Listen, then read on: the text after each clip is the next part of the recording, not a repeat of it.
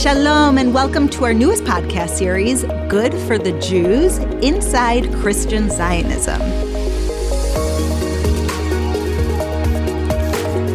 These 6 episodes are unlike any podcast that we've ever done before. Each episode will feature a prominent Jewish voice and the voice of a prominent Christian Zionist. And we'll take a deep look into one of the most important and often misunderstood relationships today, that of the Jewish community and the Evangelical Christians who stand with us. I'm Yael Eckstein, President and CEO of the International Fellowship of Christians and Jews. And I'm Zvika Klein, Editor-in-Chief of the Jerusalem Post. We've discussed the overwhelming Christian support for Israel and the Jewish people that we see today, and we're going to give you a behind-the-scenes look into this historic relationship that everyone wants to know more about. We are going to answer that question and leave it to you to answer as well. Is it good for the Jews? Stay tuned.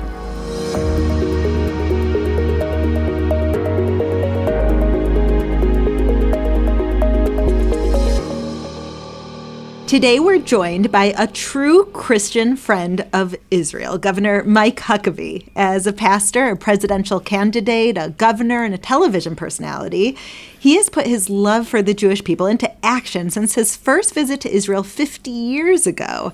And in the years since October 7th attacks, he has helped give a voice to those who have survived that day, those who lost loved ones, those still fighting to protect Israel, and all who face anti-Semitism around the world. And most excitingly, this friend of Israel has been slated by the Trump administration to serve as the U.S. ambassador to Israel right here at the embassy in Jerusalem. Zvika, I'm excited. Yes. So first of all, Yael, thank you for inviting me on this journey. I may have asked you to take it. Whatever. This is an important journey for both of us. Yeah. For the Jewish world, for sure, for people in Israel, abroad. I think this is something that all of us are going to learn a lot from. Right. So I assume you get asked this question a lot, is like, why do they support us so much? Why do they like us? Or do they actually like us?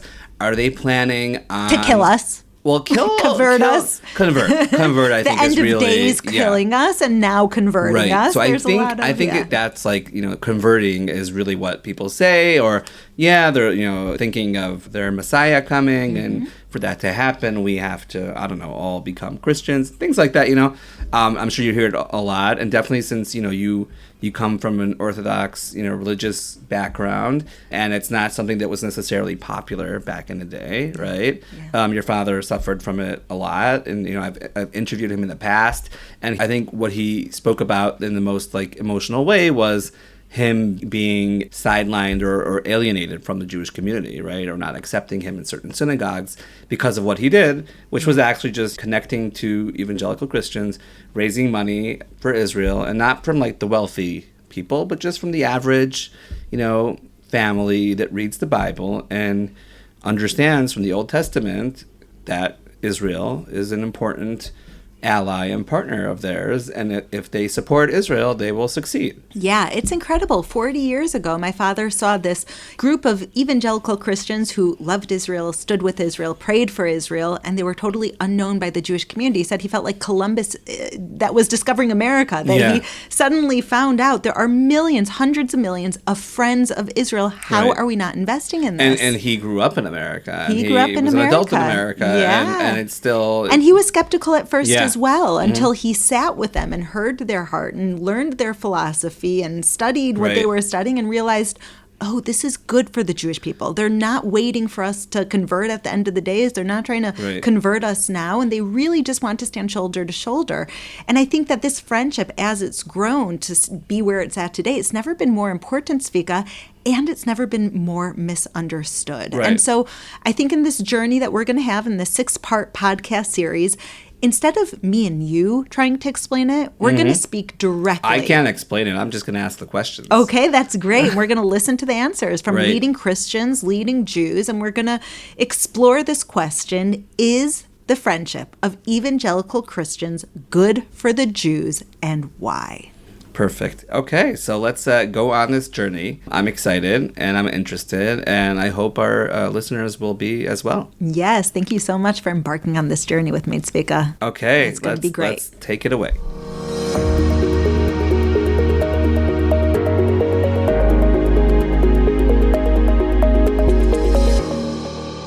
Wow, Governor Huckabee, and hopefully by the time this is published, it will be Ambassador Huckabee. You have been one of my personal role models for so many years. And I always say it's not because of your politics or your policies, but it's because of who you are. I have traveled for many hours with you across Israel. And what stands out to me is your authentic, loving, giving, spiritual heart that is genuinely, first and foremost, just a good person. And I know that it's your Christian faith that really sets the tone for who you are as far as a family man, and of course your dedicated service to America and your love and deep commitment to Israel and Israel's security. Tell us a little bit about your Christian faith and how that has formed who you are today. Yael, you have been one of my dear friends in Israel. I cannot begin to tell you how much I admire what you personally, and more broadly, what the fellowship has done to bring hope and life and sustenance to people, not only who are struggling financially and maybe are living in a food desert and don't have access to good food, and thanks to the fellowship they do, but I've watched since October the 7th the extraordinary things that the fellowship has done in providing equipment to first responders, bomb shelters to families, as well as supplies to the over 100,000 Israeli families who have been dislocated because of the effects of the war. So when I tell people what the fellowship does, and sometimes I get asked, I want to help people in Israel. What can I do? And the first thing I say is give to the International Fellowship of Christians and Jews, because they're on the ground. I've walked with them, served with them at the food kitchens and the soup lines. I've gone into the homes of elderly Holocaust survivors and delivered food boxes. I've seen firsthand what they get done and how efficient it is. And it's just the best way that I know. And it's also a wonderful way to show that as a Christian, it is a witness to our Jewish friends. So to answer the question, my faith is one that is built on the foundation of the Old Testament and the Jewish tradition. I had a dear friend of mine who's a Jewish physician in New York, and we were on one of our many, many trips together to Israel, because I've gone oftentimes with Jewish groups as Christian groups. And one day he just said, why do Christians support Israel so much? And why are you so supportive of Jewish people? And I just smiled and I said, look, you can be Jewish and have nothing whatsoever to do with the Christian faith. It is not a part of you. You don't need it. Nothing about the Christian faith is necessary for you to be a fully practicing, observant Jew. I, on the other hand, cannot be a Christian without completely embracing everything that is in the covenant, that is in the scripture, and everything that I stand on also stands on that which you are a part of. And he looked at me and he said, gee, I've never thought about it like that. But that's a big part of it. And my Christian faith has always given me a sense of understanding that the Jewish people are God's chosen people. That goes back to the time of Abraham. That wasn't my choice, wasn't even Abraham's choice. It was God's choice. And so the land and the people, as for those of us who believe in the book, and that's the way I like to put it, who embrace the book as truth, and it is the rule book for which we live and the code by which we live, it gets real easy. I don't have a choice. Now, if I had a choice, I think I'd still make the same choice. Yeah. My affinity for the Jewish people and for the land of Israel has been built over 52 years of visiting there in person, time and time again. Aren't you 52 years old? Yeah, that's it. I'm 52. Right. And basically, Yael is taking me on this journey, and I'm dying to kind of hear from you and like from the other people we will interview, what brought you into this world. And before that question, the question that Jewish guy asked you, how many times were you asked, why do you guys support us so much? Like, if you had a dime, would you be a millionaire or a billionaire? The truth is, if I'd been given a dime every time I was asked that, Elon Musk would be borrowing money from me. Yeah. No, it's not a question that I'm ever offended by. In fact, I welcome it, and I consider it a warm and really welcome question for the simple reason that it gives us an opportunity to bring that relationship right to the forefront. Because I do remember back in particularly, I would go back in the late 70s, early 80s, there was some real distrust among many Israelis toward Christians. And in fact, let me be blunt, there was some open hostility. I can remember when the Narkey Street Baptist Church in the 1980s was firebombed by some extremists who just didn't want Christians to have anything to do with Israel. And, that was I would say, a pretty dark time in Israel's history. America's had a few of those ourselves. But those things, are way past us. And I do think that over the course of the past 35, 40 years, there's been a complete different understanding. And a lot of it is as people become educated as to why. And let me be specific, evangelical Christians are so supportive of Israel because there are some in what I would call the more traditional liturgical churches that they've kind of taken this approach that, well, that's Old Testament stuff, but it really doesn't apply to us today. But for those of us who believe that all of the scripture is inspired, we don't have that option. We don't look at the Bible as a buffet line that we go through and pick and choose the particular items that we like and therefore we embrace. We embrace it because we believe God said it. You sound like an Orthodox rabbi. How many times do our rabbis say, you can't pick and choose, right? You don't say, oh, I want this mitzvah or that. No, if you're into it, you have to do it, right? And Zvika, I think that's something that we're going to see throughout this journey that I've seen in the past 6 years of leading the International Fellowship of Christians and Jews, in the past 20 years of working with the fellowship and under my father's leadership. What I've seen is that what makes the evangelical Christian community unique is that they are studying the Torah. Yeah. As we're studying the Torah, they're studying the Torah as well. They're reading these words, they're reading these prophecies, and all of these prophecies about the Jewish people coming home to Israel and the way that we see God's hand in 1948 and 1967 and every day since October 7th. The fact that we're still sitting here at Zvika, me and you, in Jerusalem is God's hand in action.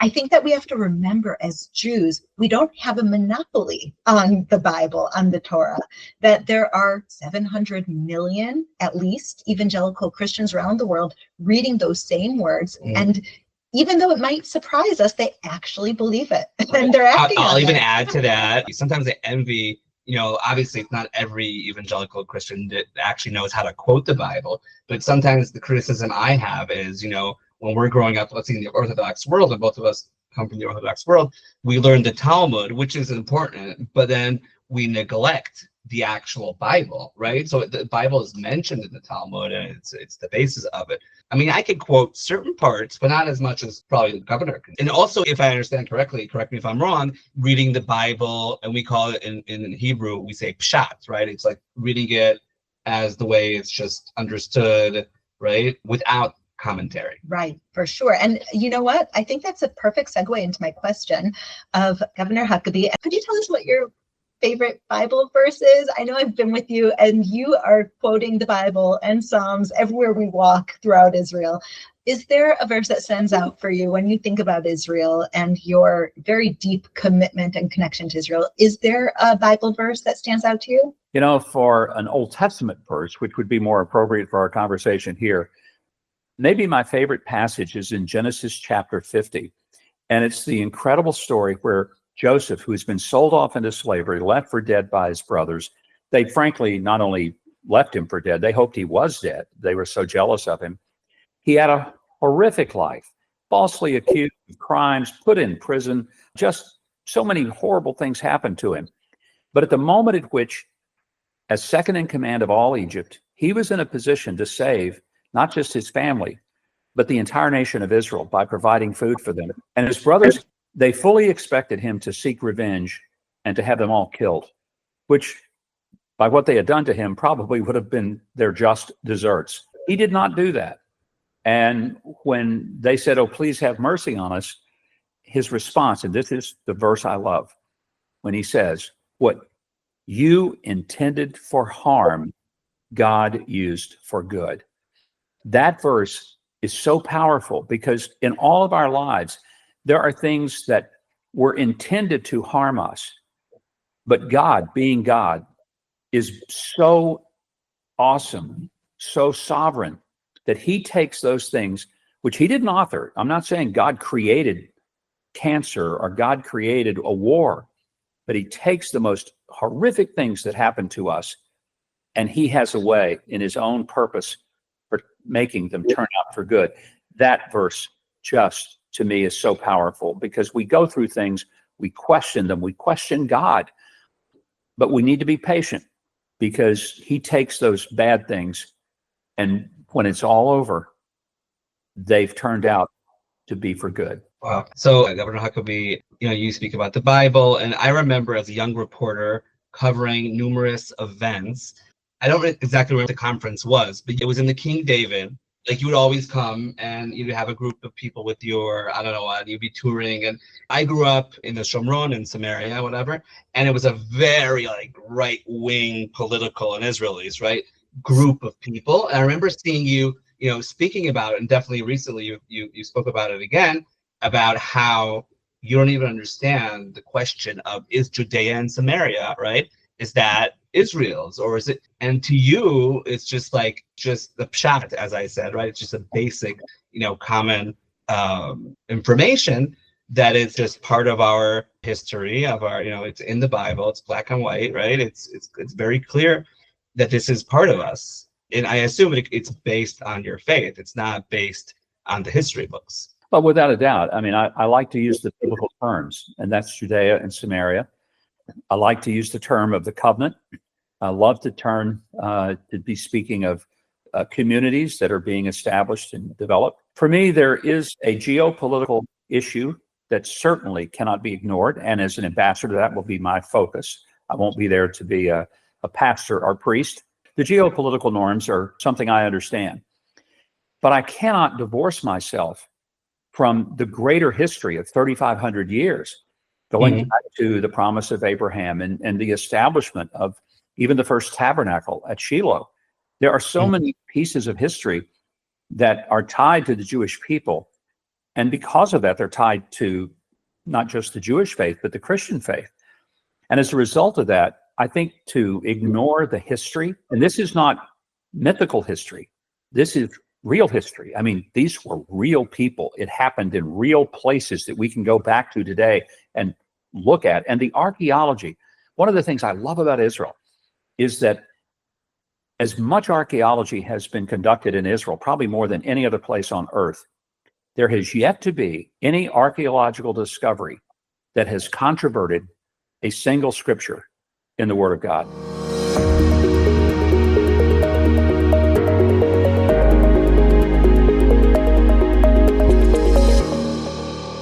So, Governor Huckabee, your love for Israel is deep, I think, and you have a uniquely deep understanding and complex understanding, because you have the spiritual element, you have the geopolitics element, and you have the first-hand account. You've been coming to Israel for so long that By the way, how many times do you know? Probably 100. My first trip was in 1973 in July, just before the Yom Kippur War. Oh, wow. Wow. So Yeah. You've seen how Israel has changed. You understand the complexity of Israeli society. I know that you have deep respect, admiration, and appreciation for the diversity in Israeli society. I've seen the way you speak to Israeli Arabs and Bedouins and Druze and Christians. You treat all the people here with equal respect, admiration, and appreciation. And I'm wondering how, as a Christian, your faith and the faith of Christians around the world play into Israel being singled out when it comes to a country that you have to stand with. We've heard, and we're going to hear more about Genesis 12:3. I will bless those that bless Israel. We know from the Torah it says to pray for the peace of Jerusalem. We know the scriptures of Beiti bet tefillah lekol amim. My house is a house of prayer for all the nations. Could you explain to us, as a Christian, and you, but representing Christians around the world, to help our listeners understand better, why is standing with Israel so fundamental in the faith of Christians? Part of it is that the entire reality of Western civilization, whether people want to admit it or not, is based on a Judeo-Christian understanding of we are accountable to a creator. We are not here by our own hand. There was a creator. God created the heavens and the earth. He put us here. He gave us his law. He told us how we're to live. And living that way leads to success, prosperity. And by prosperity, I don't mean unimaginable wealth. I just mean sustenance and being able to provide for one's family and pass on from generation to generation that which has value. The Judeo-Christian foundation of all of Western civilization really got its very start in Israel. And it's that which is the basis, not just for Israel or the United States, but for really Europe and for most of these, what I would call Western world. We cannot ignore that. So there is a long-standing, there's historical, there's archaeological, there's spiritual, there are political ties. The ties run all over the spectrum. And if we try to pretend that they're not there, then we're being dishonest with history and being dishonest with ourselves and with our value system. The Jewish people have a great sense of value of every human life. It's played out before us when we watch Israel put as much emphasis on getting the remains of a hostage as a living hostage. Now, to people outside of faith, they can't understand that. That seems ridiculous to them. Why would you care? The person's dead, so who cares if the remains come back?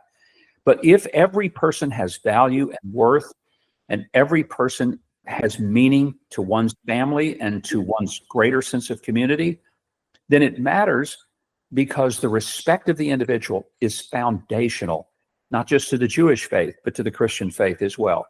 It also reminds us that we are not part of just corporate bodies, we are individuals. This is unique to the Judeo-Christian faith and ethic, and that is that we're not grouped by our gender, our race, our ethnicity, our pigmentation, our vocation, our socioeconomic standing.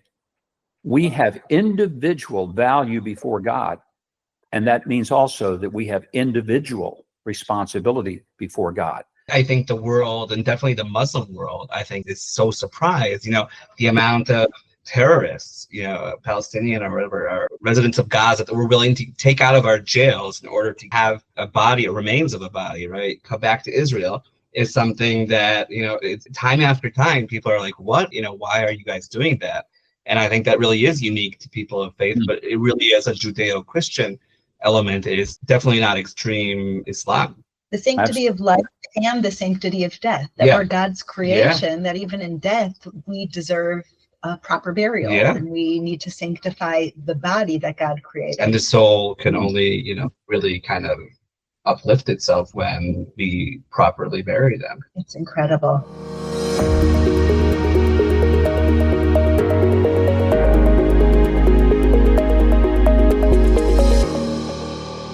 I'm wondering, when did you feel, not in America, but in Israel, one of those 100 visits you've had, when did you see some sort of a turning point when it comes to people looking at, you didn't always come as a religious leader, right? You came as a politician many times, right? But let's say either you or someone else who represents the evangelical faith coming to Israel and finally having Israelis understand that you are not only an ally, but an asset and a partner in anything that has to do with Judaism and Israel. Has that skepticism died? I think that's a great question. And as I recollect it, I would say in the late 80s, early 90s is when I started seeing a real dramatic shift. Some of it was because the state of Israel began to recognize the value of Christian pilgrims coming to Israel. Economically, I mean, it was a huge benefit because I won't say most of the tourists who come to Israel, but a lot of the tourists who come to Israel come on Christian pilgrimage. I think some of the Israeli government officials started saying, these people are bringing a great value to us. They not only come and they spend their money and they provide benefit to our economy, but when they go back home, they become ambassadors for Israel, not appointed, not paid, but they become natural and organic ambassadors of the Israeli culture, because they go back home and say, let me tell you what I saw. I witnessed this with my own eyes. I heard it with my ears. Those are the best salesmen that Israel can ever have, are the people who've been there. So I'm surprised it was so early. I would assume it would be kind of later on. Governor, before you came on, Zvika and I were just chatting about this, and Zvika said that as far as Jerusalem Post, or maybe Zvika's experience here in Israel, the time where he saw the biggest shift was in the past year and a half. Like, it's only in a post-October 7th world that, as an Orthodox Jewish person living in Israel, Zvika, correct me if I'm wrong, that you were saying that you feel the intense I'll tell acceptance. You. So what I said a year and a half, because I've been in this role for a year and a half, I don't see the Jerusalem Post before. Doing right, no, this just in your own personal But I life. think in my personal life, I think probably in the previous Trump administration is when I think it started to formulate and for people to understand that it's not necessarily a Republican thing. It may also become a Republican thing, but it was actually, this huge following of evangelicals supporting, specifically then supporting a Republican president. But Abraham Accords happening, the influence they had. The U.S. embassy that moved to the U.S. Jerusalem, embassy. That was the biggest news. And I remember President Trump saying, I didn't do this because of the Jewish community. I did this because of the evangelical community. He says things as they are. And I think that woke up the Jewish world. Yeah. That suddenly, we have allies that have our best interest in mind, and things that we're scared to do, they're willing to take that risk on our behalf. Yeah. And that's a big deal. deal. Do you agree? Oh, absolutely, I do. And let me clear up a myth, because this, I think, is very relevant to our discussion. But I've heard in the past, not so much currently, but I've heard in the past sometimes very strong people of Jewish faith say, these evangelicals can't be trusted because all they want to do is look at the end times, and their only purpose is to focus toward what's going to happen at the end of the world. And I personally find that amusing. Amusing. I like that word. I laugh at this. And I'm sure I'm going to even face it, when I get to Israel as ambassador. But I say to people who challenge me with that, I said, you don't understand. Most of us who even think about eschatology, the end times, we really don't focus on it a whole lot, because most of us, the older we get, the more we realize we don't have a clue how this is all going to turn out. So rather than look at the future that we don't know, the truth is we look at the past that we do know. This is not about the future. This is about the history. This is about us going back, as I said earlier, to the time of Abraham, to the giving of the law through Moses. It's about the whole succession of believing that God is involved in our world and has put us here to be responsible to him. This is not trying to guess what is going to happen.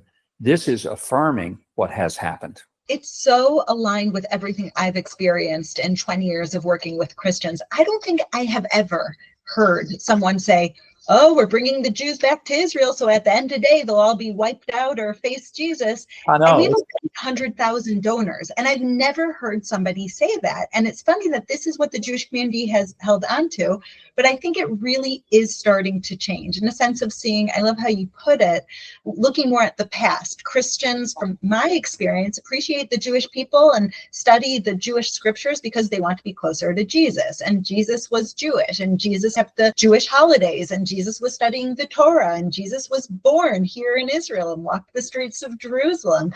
That more than whatever will happen in the future, that, like you're saying, I think all of us, no matter how old we are, realize we don't even know what's going to happen tomorrow, let alone at the end of days. But tapping into what we can learn from the past for good and for bad. We're going to have guests on this show also talking and focusing a lot on the history of anti-Semitism from the church, which is something that what I've seen, Christian Supporters for Israel, they've stood up to, they take full accountability for. They don't try to sweep that under the rug and pretend like it didn't happen. Rather, what I see in Christian Support for Israel today is that it's taking full accountability for what the church has done to the Jewish people throughout history and saying, not on our watch. We want to create a new narrative. I think that's a great observation, Yael, that I hope all of your listeners would recognize. There is a sense in which there are some ugly things of history. That's why we need to make sure we remember them. History is to a society what memory is to the individual. If I woke up one day and I had no memory at all, I had complete amnesia, I would be utterly lost, confused, in a total fog. I would be absolutely without ability to move. If a civilization doesn't study its history, it will, as has often been said, if you don't remember your history, you are born to repeat it. In this case, I think we need to recognize there were some times when there were very ill-informed people who led anti-Semitism, hatred toward Jewish people. It was irrational. And I would say to this day, anti-Semitism is irrational, meaning it has no basis, not only a fact, it has no basis in logic. When I see people on college campuses in the US, Ivy League schools, showing hatred toward Jewish people in Israel specifically, I say that's irrational. But I also come to the conclusion that it is not a political problem or an education problem. It's a spiritual problem.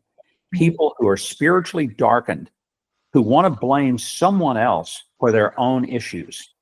And throughout history, unfortunately, the Jewish people have been selected for a lot of that hatred. Maybe because they have been successful in so many areas, but whatever it is, it ultimately is not a hatred just toward Jewish people. It's a hatred toward God, because to many people across the globe, Jews represent people who adhere to the book, adhere to the creator of the universe, adhere to a God who really does exist, who's not a mythical feature. And I think that they can't stand that, because if I accept the presence and reality of a God, then I can't do that without accepting the responsibility to live according to what he has created, more than just the world, but the way to live in it.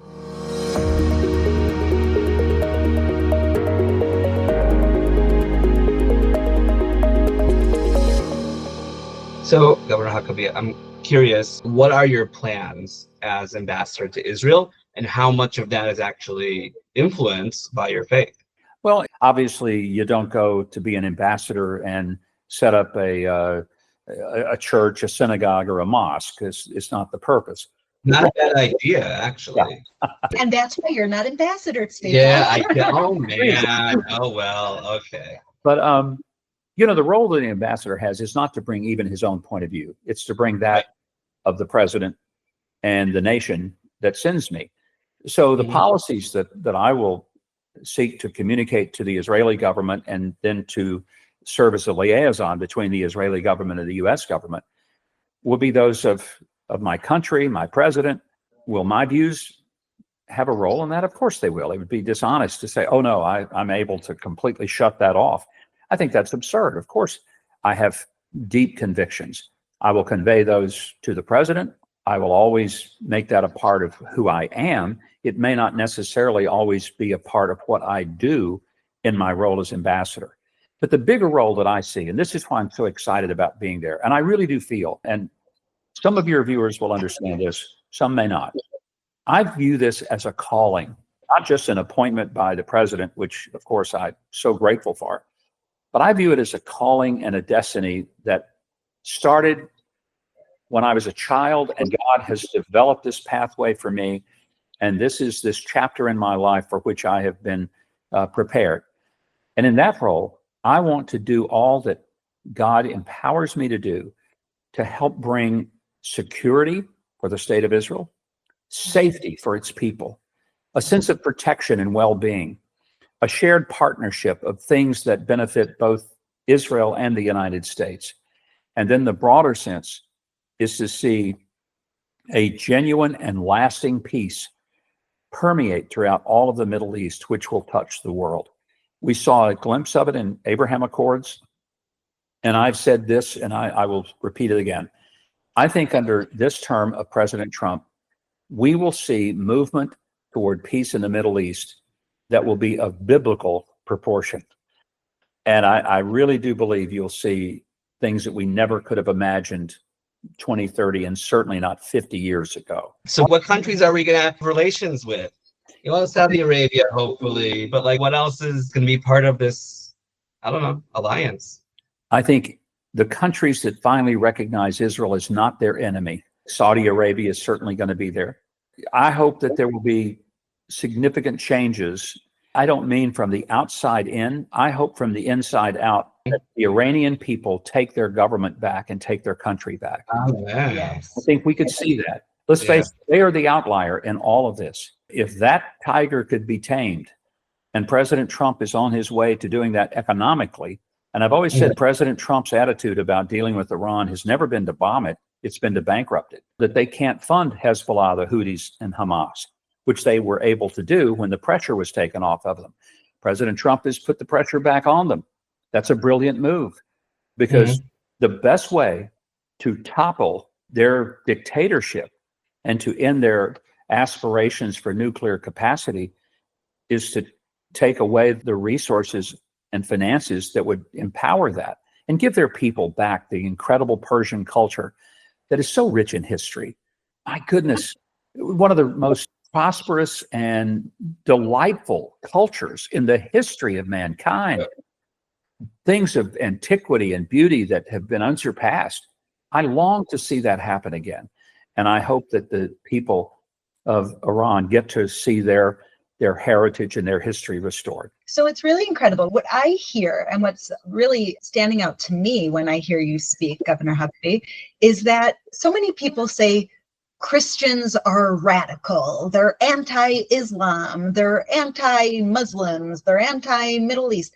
And what's so amazing to me and seems so clear to me is that it's actually Christians right now who are fighting for the moderate Muslims to be able to have their it's not all shine. Christians, right? It's not the Catholics. In the building of the Abraham Accord, no, that's it's important. an important distinction, right? For sure. So as evangelical Christians are behind the brilliance of the Abraham Accord and are moving it forward now, how do you think faith plays a part not just in supporting Israel, but what I would say after hearing you speak right now, supporting freedom globally for anyone who wants it? How does faith play a role in freeing the oppressed, whether they're Christians, Muslims, or Jews in the Middle East and around the world? I think the answer goes back to what we discussed earlier. It is that we value the incredible value of the individual. So the individual, it's not the country, it's not the culture per se, but the culture is the creation of those individuals. As they are empowered to be all that they can be, to prosper, to live their lives, to choose their professions, to raise their family, that creates a world in which peace can exist. And the truth is, as Christians, and I think this is true of legitimate faith, what we would love is there to be that which resembles God. Well, what resembles God? What resembles God is love and the ability to live in peace and harmony with others around us. It's not to see if we can kill as many people as we can. It's to see as many people as can thrive with lives that are healthy and hopeful. That's the hope that we have. And faith is at the very heart of that. So if I have a real faith, it doesn't just want Christians to be well. It wants every person to live in peace and harmony. And whoever lives in my neighborhood, I want to be able to respect them.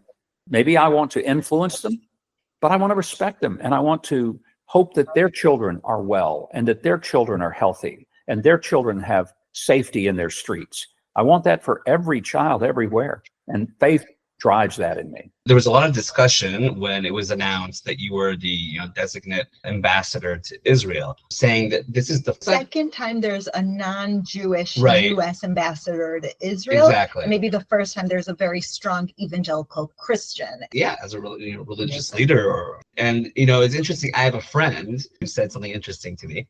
He said, and it's very unpolitically correct, but with the Trump administration, there's no politically correctness, so it's okay.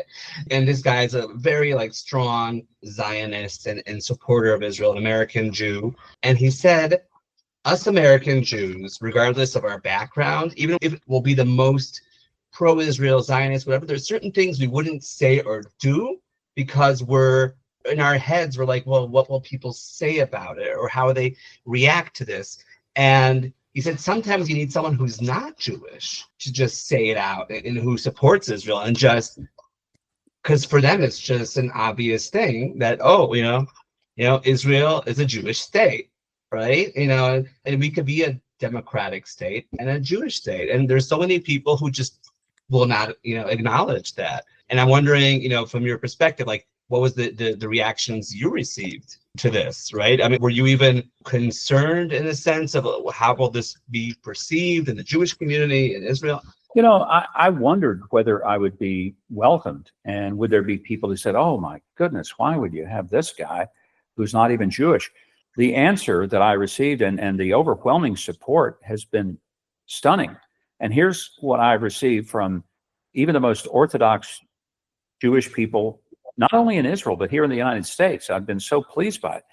And what they said was, this is great, because if you were Jewish, anything you said favorably toward the state of Israel or the Jewish people say, yeah, but he's Jewish. What is he going to say? He doesn't have a choice.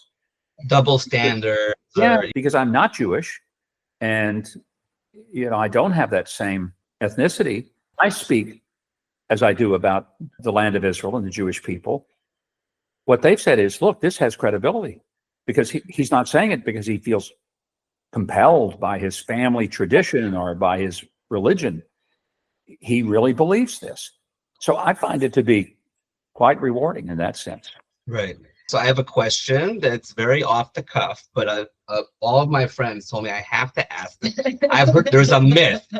There's a myth going around Israel, and I heard it from different places. People in Efrat say Governor Huckabee visited Efrat, and he said he's going to buy a home there. Now, I started believing it, but then someone said he visited Eli in the Binyamin area, and he said he was going to buy a home there. Then I started, I was like, okay. So I want to hear it from the horse's mouth. And I don't know. Is that like a real statement that you made? Was it a joke? Maybe you didn't even say it. I didn't see it anywhere. It was just like something that people said in all of your many visits. I think everybody wants Governor Huckabee to be their neighbor, and I don't blame them. I also know the First Lady. I know his wife, who's the most incredible woman. So I don't blame everyone across Israel for wanting them as neighbors. Well, before you answer, it's either living close to Shiloh, right? And the Mishkan, the tabernacle. Yeah, it'll take me a while to get used to that word. Or living in Efrat near Bethlehem. It's a difficult decision to make. Let's see. Well, the history of that is I was visiting this magnificent community at Avim, and as I was visiting there, I was pointing out, I said, to some people in the press, this would be called a settlement. And people would think there's a bunch of tents and little campers, and people are squatting and they're barely existing out here, and slaughtering animals and cooking them over an open wood fire. And I said, look around. I said, you see this magnificent community. There are hospitals, schools, beautiful playgrounds, shopping centers, magnificent homes that people live in here. There are streets with curbs and gutters and sewage systems and a wonderful water delivery system. I said, wineries. Whoa, what a great place. And I said, I'm thinking about, I might just need to buy a place here. To anyone with IQ above plant life, it was a joke. My own wife called me the next day. She said, have you lost your mind? We can't buy a house in Israel. And I thought, for people who have such a great sense of humor, which I find Jewish people do, greatest comedians in the history of the world. We're supposed to be a smart nation. I know. And I said, you'd think that they would get the joke, but it was something I've had to deal with. Yeah. And even, to this day, there are people who wonder, did you ever buy that house? Where was it, though? Do you remember where it was? As you leave toward the Judean Valley, it's the beautiful neighborhood that's been created there. It's a magnificent place. And I was there to lay a cornerstone with the mayor for some expansion they were doing. It was a great experience.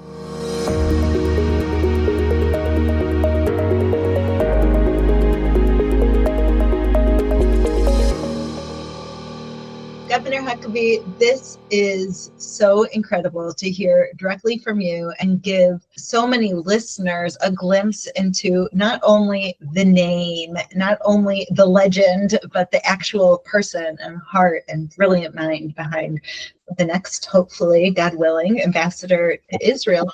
Will you close with us a hope that you have, a prayer that you have for the next 4 years, something that when you look back in 4 years from now that you can see happen and you can say, okay, I feel content, I feel settled?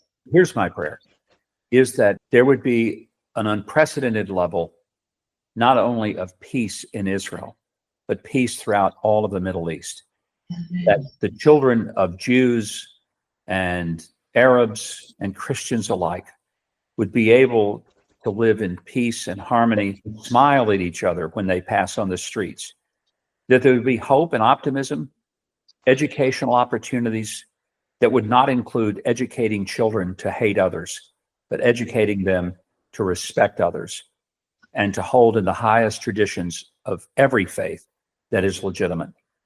And I would pray that there would truly be the peace of Jerusalem, that the ancient capital, the ancestral home, and the center of government and faith for the Jewish people, but also a place of faith for others, would be a place where all would respect and all would be able to enjoy this magnificent city, but would recognize that it is indeed and forever the capital of the Jewish state.